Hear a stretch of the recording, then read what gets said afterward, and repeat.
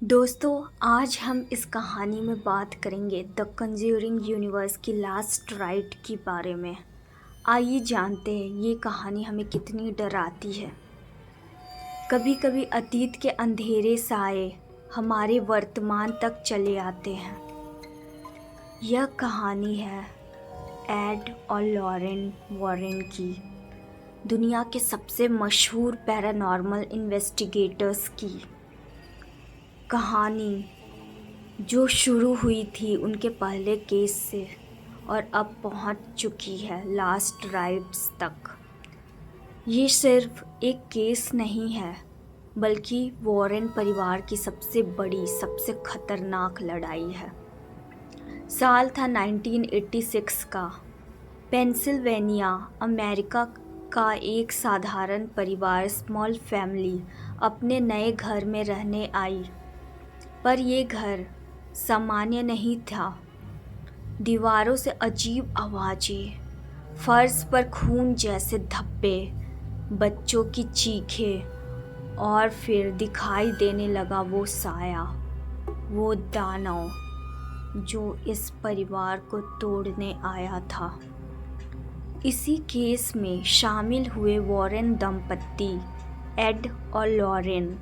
Lauren की रहस्यमयी शक्तियाँ और एड का साहस, दोनों ने मिलकर पहले भी कई आत्माओं को हराया था। पर इस बार मामला अलग था, क्योंकि ये वही दानव था जिससे उनका सामना सबसे पहले हुआ था, जिसने उन्हें इस रास्ते पर धकेला और अब अंतिम बार लौट आया था। स्मॉल फैमिली धीरे धीरे टूट रही थी। बच्चे रात में रोते, औरतों के बाल खुद ब खुद खींचने लगते, यहाँ तक कि कुछ लोगों के शरीर से खून और बाल बाहर निकलते नजर आते। एड और लॉरेन घर में प्रवेश करते ही समझ गए, यह कोई साधारण आत्मा नहीं है, यह प्राचीन दानव है जिसने उनके जीवन को बार बार निशाना बनाया है। लॉरेन को हर बार विजन आने लगे। उसे उस विजन में आग, राख और मृत्यु दिखाई देते।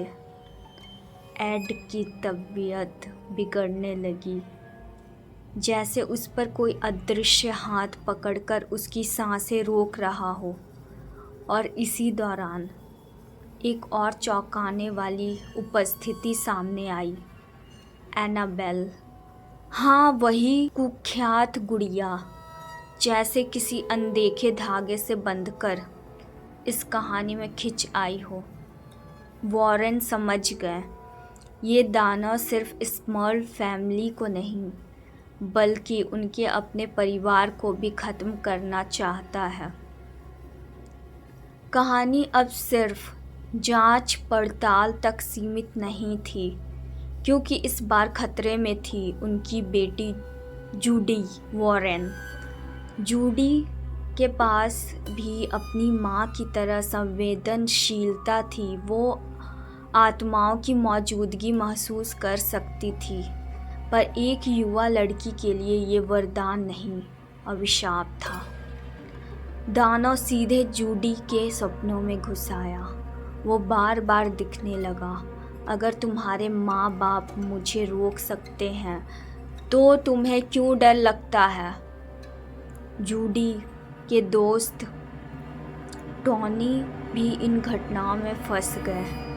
अब वॉरेन दंपत्ति जानते थे, ये जंग सिर्फ उनके क्लाइंट्स के लिए नहीं, बल्कि उनके परिवार की आत्मा के लिए भी है। रात का वो पल आया जब एक्सोर्सिज्म करना पड़ा। एड ने बाइबल उठाई, लॉरेन ने प्रार्थना शुरू की। कमरे में हर चीज़ कांप रही थी। दीवारें हिलने लगी, छत से धूल और ईंटें गिरने लगी। स्मॉल परिवार को रो रहा था, बच्चे चीख रहे थे। और तभी वो दानव प्रकट हुआ, लंबा, काला, विकृत चेहरा, आंखें जैसे जलती हुई कोयले, उसकी हंसी जैसे लोहे के दरवाजे घिसटते हों। वॉरेन ने पूरी ताकत से प्रार्थना की। लॉरेन को दिखा उनकी आत्मा अंधेरे में खिंच रही है। एक पल को लगा सब खत्म हो जाएगा, पर एड ने चिल्लाकर कहा, तू हमारा नहीं ले सकता, ये परिवार तेरा नहीं है। और उसी पल लॉरेन ने दानव का असली नाम पहचान लिया। नाम सुनते ही वो दानव चीख पड़ा और अचानक पूरा घर जैसे रोशनी से भर गया। दीवारें शांत हो गई, स्मॉल परिवार आज़ाद हो गया। सब खत्म हुआ, पर किस कीमत पर? एड और लॉरेन की ताकत लगभग टूट चुकी थी। उनका शरीर टूटा, आत्मा थकी हुई, पर उन्होंने साबित किया, भले अंधेरा कितना भी गहरा हो, रोशनी की एक किरण उसे मिटाने के लिए काफ़ी होती है। द कंज्यूरिंग लास्ट राइट्स सिर्फ एक हॉरर कहानी नहीं है, ये कहानी है विश्वास की, परिवार की और उस अंतिम लड़ाई की जहाँ इंसान और दानव आमने सामने खड़े होते हैं और अंत में इंसानियत जीत जाती